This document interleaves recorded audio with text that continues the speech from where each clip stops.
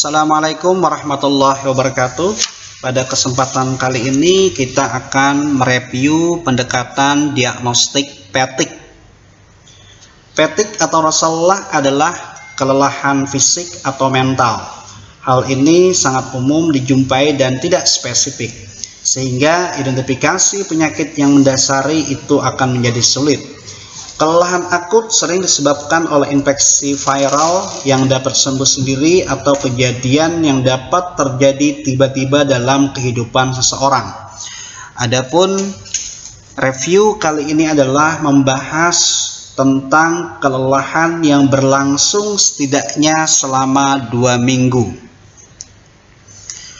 Langkah pertama untuk melakukan pendekatan diagnostik fatigue adalah kita melakukan pemeriksaan klinis lengkap. Kemudian kita mencari kemungkinan obat sebagai penyebab. Kaji ulang semua obat-obatan yang dipakai atau obat yang diresepkan dan obat yang dibeli secara bebas. Curigai suatu obat sebagai penyebab bila terdapat keterkaitan waktu antara obat yang mungkin menjadi penyebab dan mulainya gejala-gejala yang dialami. Bila memungkinkan, hentikan atau ganti obat yang dicurigai dan nilai ulang gejala-gejala yang dialami setelah interval waktu tertentu. Kemudian juga patut kita tanyakan, apakah pada pasien tersebut ada penggunaan alkohol secara berlebihan atau pemakaian kronik yang dapat menyebabkan kelelahan. Bila obat bukan sebagai penyebab daripada fatigue, maka selanjutnya adalah kita melakukan pemeriksaan darah lengkap, cek urium dan elektrolit, kemudian uji fungsi hati, uji fungsi tiroid, LED, CRV dan kalsium, glukosa, urianalisis, dan uji kehamilan.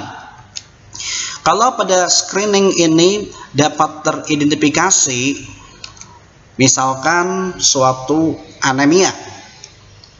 Jadi anemia juga dapat menyebabkan kelelahan, tetapi juga merupakan gambaran umum dari suatu penyakit kronis.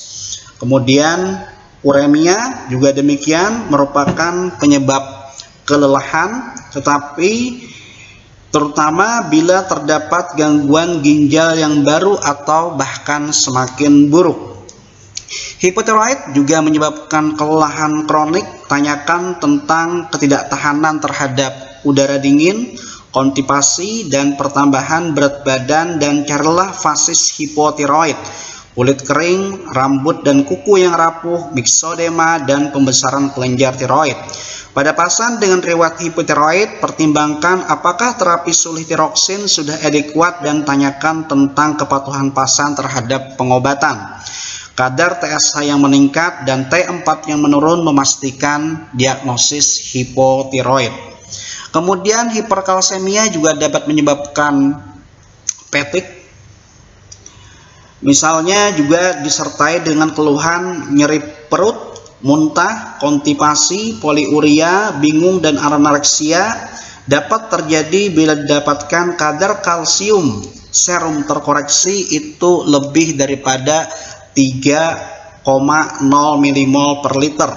Hiperkalsemia dapat mencerminkan penyakit serius yang mendasari, misalnya metastasis tulang, kanker paru-sel squamosa, dan mieloma multiple.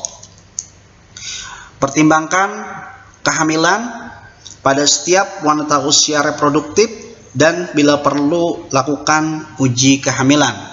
Kemudian kendali glukosa yang buruk pada pasien dengan riwayat diabetes juga dapat menyebabkan kelelahan. Kaji ulang catatan harian glukosa darah dan kadar HbA1c. Bradiarrhythmia terutama akan menimbulkan kelelahan bila frekuensi nadi kurang daripada 60 kali per menit. Lakukan pemeriksaan EKG dan pertimbangkan untuk melakukan rekaman 24 jam yaitu tes Holter. Dan terutama sekali bisa kita rujuk ke ahli kardiologi bila terdapat bukti adanya blok jantung lengkap. Frekuensi nadi kurang daripada 50 kali per menit atau respon frekuensi nadi yang buruk terhadap aktivitas fisik ini juga menandakan sesuatu yang perlu dievaluasi. Kemudian selanjutnya, adakah pada pasien ini riwayat demam, keringat malam, ataupun petanda inflamasi? Lelah adalah gejala umum dan seringkali dominan pada pasien dengan penyakit inflamasi sistemik ataupun keganasan. Misalnya pasien limfoma, endokarditis, myeloma, dan tuberkulosis. Bila terdapat riwayat demam atau keringat malam atau peningkatan LED ataupun CRP, maka penyakit-penyakit yang saya sebutkan tadi patut dipertimbangkan sebagai etiologi daripada petik. Selanjutnya, bila nomor 1 dan nomor 3 juga tidak kita temukan, maka kita melakukan evaluasi apakah adanya penyakit organik lain yang mendasari terjadinya suatu petik. Ini harus kita lakukan evaluasi lebih lanjut secara terarah. Misalkan, adakah kelainan pada pemeriksaan darah lengkap atau hapusan darah, hitung sel yang tinggi atau rendah, sel-sel abnormal, misalkan sel blast atau kelainan morfologi seperti sel target dapat menjadi indikasi penyakit hematologi atau penyakit sistemik yang penting. Kemudian juga penyakit organik juga berupa limfadenopati. Adanya pembesaran kelenjar getah bening dapat terjadi pada keganasan, misalkan limfoma, leukemia, atau sebagai reaksi terhadap infeksi inflamasi, kondisi-kondisi yang penting seperti HIV, kemudian TB paru, ataupun mononukleosis infeksiosa dan suatu keganasan. Kemudian juga kita perlu mencari penyebab gangguan fungsi jantung dan paru. Carilah gejala dan tanda gagal jantung seperti peningkatan JPP, edem perifer, kongesti paru, atau bising pada jantung yang baru. Bila ditemukan, kita rencanakan pemeriksaan EKG dan echokardiogram. Kemudian kita juga lakukan evaluasi terhadap kadar SpO2 pada saat istirahat dan pada saat aktivitas. Bila rendah, kita lakukan pemeriksaan analisis gas darah pada udara ruang dan carilah penyebab yang mendasari. Tanyakan tentang riwayat kebiasaan merokok dan pertimbangkan pemeriksaan foto ronsen dada dan uji fungsi paru. Beberapa pasien sulit membedakan antara rasa kelelahan dan sesak napas. Bila terdapat riwayat yang jelas atau bukti objektif adanya penurunan toleransi terhadap aktivitas fisik, pertimbangkan pendekatan yang serupa untuk sesak napas kronik, karena kadang-kadang pasien itu sulit membedakan antara rasa lelah dengan sesak. Selanjutnya adalah kita juga mencari gambaran penyakit hati kronik ataupun gangguan fungsi hati sebagai penyebab daripada petik.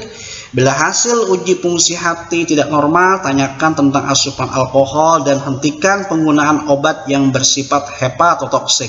Bila kelainan menetap, pertimbangkan untuk melakukan pemeriksaan penapisan fungsi hati.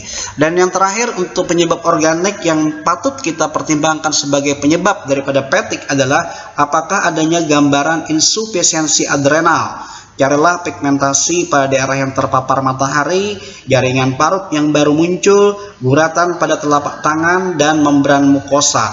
Adanya vitiligo, hipotensi postural, dan kadar natrium yang menurun dan kadar kalium yang tinggi, pastikan dengan uji simulasi ACTH singkat. Selanjutnya, kita melakukan evaluasi. Kalau misalkan nomor 1 sampai nomor 4 tidak juga kita temukan adanya risiko infeksi spesifik. Ini terutama pada pasien-pasien HIV atau tuberkulosis. Untuk HIV kita pertimbangkan bila pasien pernah melakukan hubungan seks tanpa pelindung, menerima transfusi darah, melakukan pekerjaan sebagai tenaga kesehatan, atau merupakan penduduk di daerah endemis HIV.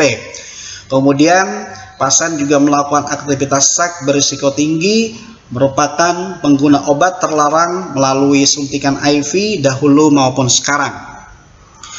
Untuk pasien tuberkulosis, maka juga patut kita curigai untuk kita lakukan pemeriksaan foto ronsen dada dan uji mantuk bila pasien mempunyai riwayat TB sebelumnya atau merupakan penduduk di daerah endemis TB, baru saja terpapar atau terpajan dengan pasien TB aktif. didapatkan depresi sistem pertahanan tubuh. Kemudian kita pertimbangkan untuk konsul ke bagian penyakit dalam bila pasien baru saja bepergian ke luar negeri, terutama ke daerah-daerah rawan penyakit tropik atau riwayat baru saja digigit binatang. Yang terakhir ini adalah lebih kepada aspek psikosomatis. Apakah pasien itu mengalami suatu mood yang buruk, yaitu anhedonia, kemungkinan suatu depresi. Kita curigai pasien mengalami depresi bila pasien telah kehilangan gairah atau minat hidup. Tanyakan tentang minat sebelumnya, hobi, dan lain sebagainya. Laporkan mood yang buruk atau ungkapan pikiran-pikiran negatif seperti rasa bersalah, pesimisme, rasa rendah diri yang tidak sesuai dengan situasi lingkungan. Carilah efek tumpul, retardasi psikomotor, dan gejala-gejala biologis. Misalnya hilangnya libido, terbangun di pagi buta. Pertimbangkan untuk merujuk ke ahli psikiatri atau uji coba penggunaan antidepresan juga patut dipertimbangkan. Dan yang terakhir, bila nomor 1 sampai nomor 6 juga tidak kita temukan, maka kita melakukan eksplorasi faktor-faktor psikososial, nilai dampaknya pada gaya hidup dan pekerjaan, pertimbangkan adanya suatu obesitas atau penurunan kebugaran fisik. Bila menetap dan tidak dapat dijelaskan, pertimbangkan mungkin ini adalah suatu chronic fatigue syndrome atau sindroma kelelahan kronik. Bila pasien mempunyai IMT lebih daripada 30 atau fisik kurang bugar, dorong pasien untuk melakukan perubahan gaya hidup dan kita evaluasi ulang. Bila belum disingkirkan, pertimbangkan penyakit celiac disease atau mononukleosis infeksiosa. Sindrom kelelahan kronik merupakan diagnosis eklusi dengan kriteria spesifik tertentu. Demikian kuliah kami atau review kami bagaimana cara melakukan pendekatan diagnostik pada kasus fatigue. Wassalamualaikum warahmatullahi wabarakatuh.